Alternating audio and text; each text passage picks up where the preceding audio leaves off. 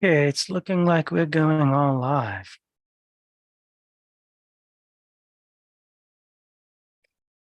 Okay, yeah, this is being live streamed. This is great. Okay, I went on earlier and I couldn't I couldn't figure out how to share screen. All right, cool. I am going to let me shut it off here. Okay, because it's echoing. All right, so we're live on YouTube. I haven't been on live for a while. Um, Let me just do a few things here. The reason I jumped off earlier and it's looking like, well, all of this changed too. All right. Um, Wowzers. Let's see here. I'm in my Zoom meeting and I don't see how to share screens. I'm gonna have to drop out again so I'm not fumbling here, which is kind of how it works when you're doing this type of work. All right, so what we'll do, let's see here, spend a couple more seconds to see uh, what's going on. Oh, here we go. I got share screen. Okay, cool. So now that kind of screwed up, but that's okay. Um, yeah, it's interesting when you when you're doing sharing some knowledge, you always get these hiccups. So I'm on live because I don't like to edit videos. I don't like to do all that. If you follow me, you know that. First of all, if you like what I do, you like my work, Sidereal Astrology, astrotheology, cosmology, trying to figure out how astrology works, trying to figure out why is it that humanity is no longer connected to an astrology that is disconnected from the actual constellations, meaning most of the world follows tropical astrology, and tropical astrology doesn't connect or align with the constellations. So that's a big question. Why are we doing that? And the more and more I look, I feel like we're deliberately fed that tropical system to keep us disconnected from the great celestial realm that we are kind of part of. That's our birthright to navigate with this celestial knowledge. So that's my work. So if you like all that stuff, go to my Facebook group. That's where I'm most active. It's called Sidereal Revolution. And there, it's easy for me to post and do things like that. But on YouTube, it's just too much work. That being said, I noticed something pretty big around this whole social media thing that we saw with the Schumann resonance on the 18th and 19th, pumping out this vibrational frequency that had a sacred geometry look to it. And at first I thought, wow, that's really cool. But then I heard, okay, somebody faked it. And so I still don't know, but I know what sparked my attention was on the summer solstice on the 21st. Not only me, but a lot of other people had this snap of clarity, and it was like almost instant. So then I knew there was some celestial alignment that happened. And maybe the Schumann resonance images and videos that are going on, that's true. We did receive a cosmic message. And so naturally what I like to do is look at a sidereal astrology chart and see if I can see any evidence there. And when I did that, I saw it. And when I saw it, I said, holy shit, let me do a video. And here I am today doing a video. And then I'll share a few books with you towards the end. Like this is one of them, Cycles of Heaven, which clearly shows some patterns. I'm going to see, maybe it's not this one. Well, this one does, yeah. I mean, but there was another one that had like some amazing images, and maybe I'll get up in a minute and get that. But this is a good book to read about the cosmic forces and what they're doing to you. Because if you understand if you don't know what the Schumann resonance is, you should Google that right now. and read up on it. It's known as the heartbeat of the Earth, and it's all of the electric universe energy, all of the planetary energy hitting our magnetosphere and creating a pulse, and that pulse is affecting us. Basically, it's called the cosmic weather. So it's like the cosmic weather report. So now the next step up is we're looking at a sidereal astrology chart, trying to make like a map of it. So let me just go ahead and show you on the screen what I kind of have been looking at kind of all day, actually. Okay. So here we have, this is the, oh, so that's what was important. On the 18th is when we had the full moon, new moon. So that's another thing that kind of sparked my attention. Then when I look at these patterns, now you're making me figure out where is that other book that I have. Let me do this first, and then I can play around looking for that other book. Because I had more of these geometric patterns, these like sacred geometry patterns. This one is just text. So I don't know. I might be getting confused. Okay, so first thing is I look here and I was like, okay, where is the new moon now? Let me start to kind of like have you guys freak out a little bit. Because if you know numerology, you know 33 is an important number. 33 is, if you're working with the energies, Kundalini, the 33 vertebrae in the spine, the Jesus, I think he says he dies at 33. In Freemasonry, there's 33 degrees. And I looked into that part. How does that relate to astrology? 33 degrees is 3 degrees after an age. That usually that's a cusp. So if you can hold on, so that's the idea is if you can hold your influence 3 degrees past the age that just ended, then that's mastery, right? So that means that so now we're ending age of Pisces, moving into Aquarius. So 3 degrees into Aquarius, if the Piscean age influence can still hold on, that means that there's mastery there with the Piscean age holding on.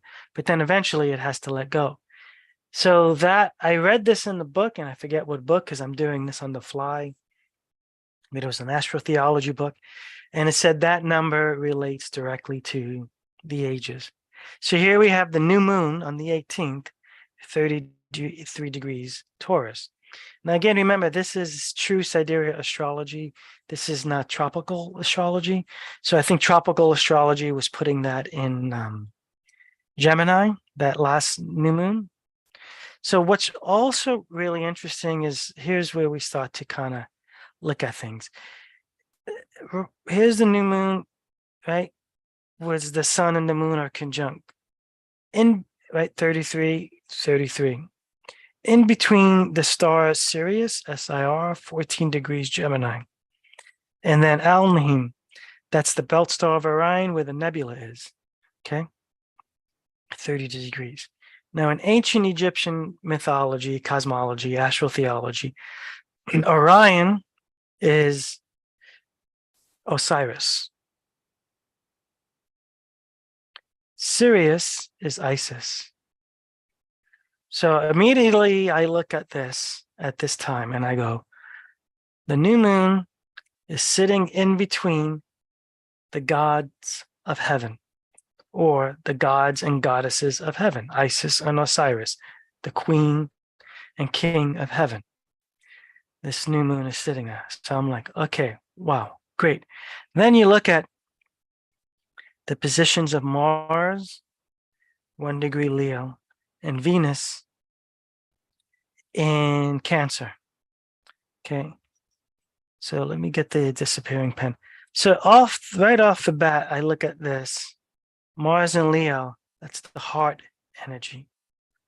And Venus in Cancer, that's also nurturing energy, the feminine, the mother. Now you look at Leo, the lion, we're dealing with Sekhmet in Egypt. And Mars is war. Sekhmet is the goddess of war. Venus in Cancer, Cancer is that scarabaeus beetle. That's rebirthing. That's the birthing process. Cancer is also known as the gateway of souls. This is where souls travel to and from. So kind of looking at that alignment, these are, I consider these, what I wrote here is, I'll draw here. I believe that these are royal positions. These are royal positions for these. I'm writing with this stylus.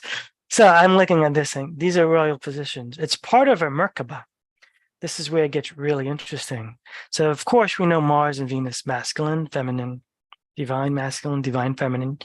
Then I say, okay, what's going on? Like, what's happening here? We can see some. Okay, so instantly when I noticed this merkaba followed with the T-square, I saw instantly where we are receiving messages from the Akash. So right now I'll draw this out for you. So you have a grand trine here.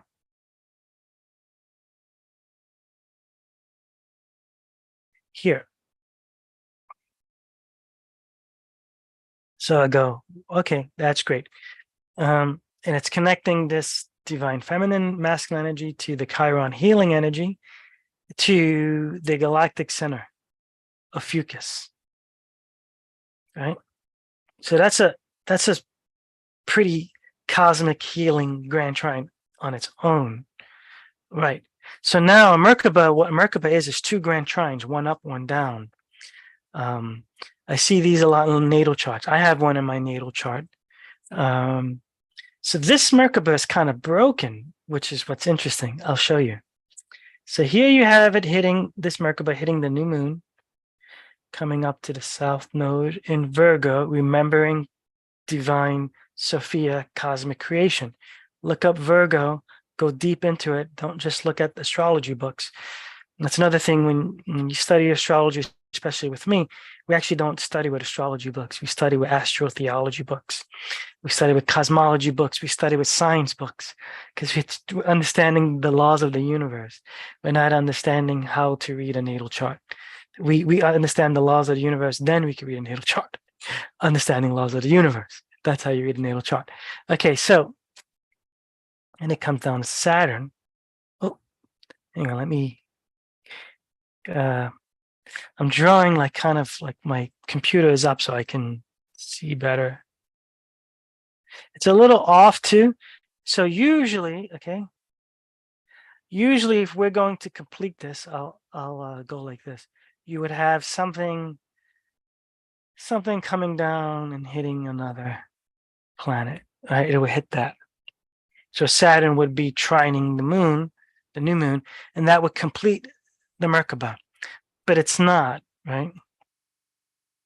So let's just erase that. Okay. So we see that. Now we have, let's look at South Node, remembering cosmic creation of the Divine Mother. Look up Virgo. It's directly connected to Isis. I make a strong connection to Mary, Mother Mary, with Jesus on her lap, Isis, baby Horus on her lap. And again, I wish I was prepared with images and stuff, but you got to just look it up yourself or follow my work. You'll see it. So this is literally Isis. This is the, you can also call her the sky goddess mother.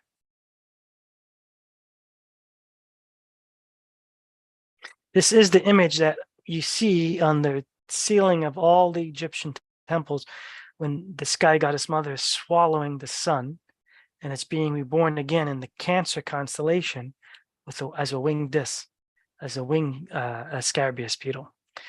So all of this is, I'm seeing all of this. So now here's this Merkaba is incomplete. There's nothing coming down. But there's a T-square. Okay, so this is where it gets really interesting.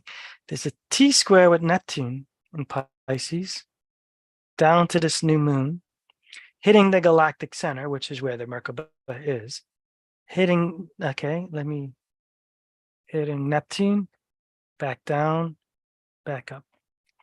So now T-squares. What are T-squares? Usually, rule of thumb, hard lesson. Okay, so hard lesson, or maybe a repeating lesson, because if you really think about it on a neutral level, lessons are not hard. Lessons just are something that you need to learn in order to move on, which what makes it hard, because you're a knucklehead. We all are. Okay, so maybe then on a lighter scale, you'd say a repeating lesson that you haven't, gotten the message yet. So it's going to repeat. If you look at the Schumann resonance image, it's a repeating scale image. Neptune is the Akash. So Neptune is a ruler of Pisces. This is the Akash. Lessons from the Akash, repeating patterns of information from the Akash. This is what I see. And this is where I relate to the message that made sense for us on the 18th. This is what was going on. We had this merkaba, and if you look up merkaba, you start connecting it with what a star seed is, because it's the light body, the mer, the ka, and the ba, the light seed body, or the light luminous body. And that's said that is the crossing, how the consciousness can cross from the two worlds, from the world of the spirit and the world of the physical. And when you look at Ophiuchus, you study Ophiuchus, and I did a lot of study with Ophiuchus. That's why I went to Egypt. Imhotep, Jesus, Quetzalcoatl, all of these great ancient gods all have the same story, that are able to cross in between the worlds with their light bodies. So somehow this merkaba is connected to this galactic center, which is where all of these deities that I just mentioned to you are connected with this galactic center of Ophiuchus. That is the self-realized human. That's the Christ consciousness human. That's the God, realized God human. And if you look further, and again, I wish I had all these images, but the sun god, the Incas have the sun god in, where is that? Is it Teotihuacan, or I forget where it is, but the sun god's holding two serpents. Ophiuchus is holding two serpents. In Egypt, you have the Ankh holding the two scepters, two serpents, energies. The human, Ophiuchus, is the man holding the two energies, the serpents. That's the spinal column with the two snakes of Kundalini, the DNA of human. And it's 33 degrees, the new moon. So all of this I saw. And I'm like, yeah, that Schumann resonance most likely is real. There's a lot more here. We can kind of play around and keep on, T-square with Pluto. I just wanted to focus on what I saw for the Schumann resonance. And then, like I said, on the solstice, we had a big pop. All right, so I'm going to end this video here. I think we went over enough. I will share some books with you if you want to understand cosmic vibration. So let me stop share. Let's see if I could do that here. Okay, yeah. So let me stop share. Give me 1 second. I want to try to find this book. Hang on a second.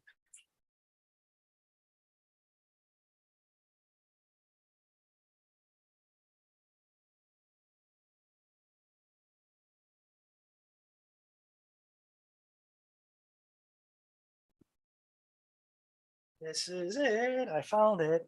It's this book, Matrix of Creation, Sacred Geometry in the Realm of Planets.